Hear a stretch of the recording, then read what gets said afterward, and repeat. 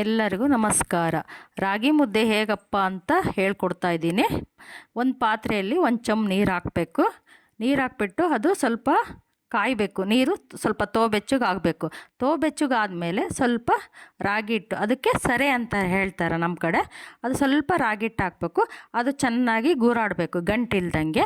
ಸ್ವಲ್ಪ ತುಪ್ಪ ಆದರೂ ಆಯಿತು, ಸ್ವಲ್ಪ ಎಣ್ಣೆ ಆದರೂ ಆಯಿತು, ಅದಕ್ಕೆ ಹಾಕಬೇಕು. ಯಾಕಪ್ಪ ಹಾಕಬೇಕು ಅಂದರೆ ಗಂಟು ಆಗಬಾರ್ದು ಅಂತ. ಅದರಿಂದ ಗಂಟು ಆಗಲ್ಲ. ನೋಡಿ ಈಗ ಚೆನ್ನಾಗಿ ಕುದೀತಾ ಇದೆ. ಸ್ವಲ್ಪನೂ ಗಂಟು ಆಗಲಿಲ್ಲ ಅದು. ಅದರಿಂದ ಅದು ಚೆನ್ನಾಗಿ ಕುದೀತೈತಿ. ಈಗ ಕುದಿಯಬೇಕಾದ್ರೆ ಒಂದು ಅರ್ಧ ಕಪ್ಪು ಹಿಟ್ಟು ಹಾಕಬೇಕು. ಹಿಟ್ಟು ಹಾಕಿಬಿಟ್ಟು ಇದನ್ನು 10ರಿಂದ 15 ನಿಮಿಷ ಬೇಯಿಸ್ಬೇಕು ಮುದ್ದೆನ. ಇದು ನೋಡಿರಿ, ಈಗ ಕುದೀತಾ ಇರಬೇಕಾದ್ರೆ ಒಂದೊಂದ್ಸಲಿ ರಾಗಿ ಹೊರಗೆ ಬರುತ್ತೆ. ಅದು ಕುದಿಬೇಕಾದ್ರೆ ಗ್ಯಾಸ್ ಮೇಲೆಲ್ಲ ಗಲೀಜಾಗುತ್ತೆ. ಆದ್ದರಿಂದ ನಾವೇನು ಮಾಡಬೇಕು, ಆ ಚೌಟಿರುತ್ತಲ್ಲ ಆ ಪಾತ್ರೆ ಮೇಲೆ ಇಡಬೇಕು. ಆ ಪಾತ್ರೆ ಮೇಲೆ ಇಡೋದ್ರಿಂದ ಅದು ಉಕ್ಕಲ್ಲ, ಗ್ಯಾಸ್ ಗಲೀಜಾಗಲ್ಲ. ಅದರಿಂದ ನಾವು ಟಿ ವಿ ಆದರೂ ನೋಡ್ಕೋಬೋದು. ಏನದು ನೋಡಿರಿ, ಈಗ 10ರಿಂದ 15 ನಿಮಿಷ ಮುದ್ದೆ ಚೆನ್ನಾಗಿ ಬೇಯ್ತಿದೆಯಾ ತಾನೇ. ಹಾಗೆ ಬೆಂದ ಮೇಲೆ ಏನು ಮಾಡಬೇಕು, ಅದನ್ನು ಚೆನ್ನಾಗಿ ಗೂರಾಡಬೇಕು ನಾವು.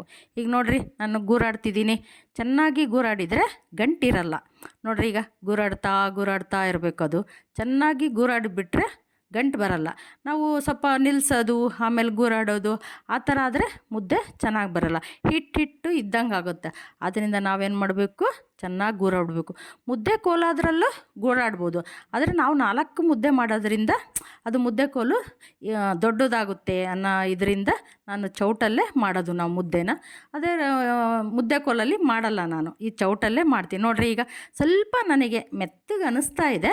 ಆದ್ದರಿಂದ ನಾನೇನು ಮಾಡ್ತೀನಿ, ಇನ್ನೊಂದು ಸ್ವಲ್ಪ ಹಿಟ್ಟು ಹಾಕ್ಕೊಂಡು ಮತ್ತೆ ನಾನು ಗೂರಾಡ್ತೀನಿ. ಅದು ಸಿಮ್ಮಲ್ಲಿ ಇಟ್ಕೋಬೇಕು. ತೀರಾ ಉರಿ ಜಾಸ್ತಿ ಮಾಡ್ಕೊಂಡ್ರೆ ಏನಾಗುತ್ತೆ, ಮುದ್ದೆ ಸೀಯುತ್ತೆ.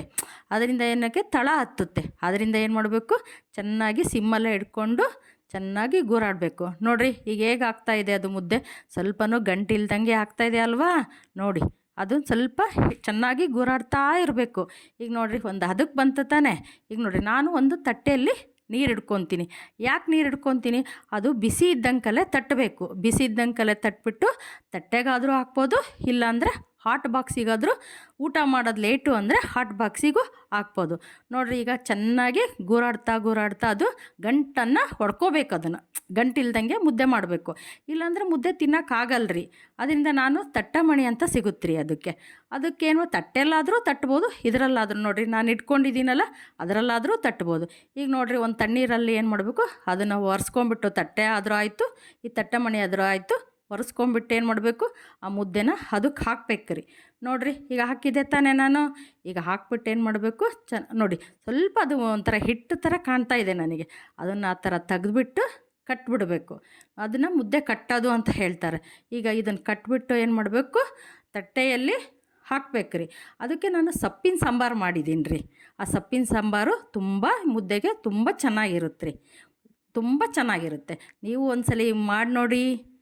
ಸೂಪರಪ್ಪ.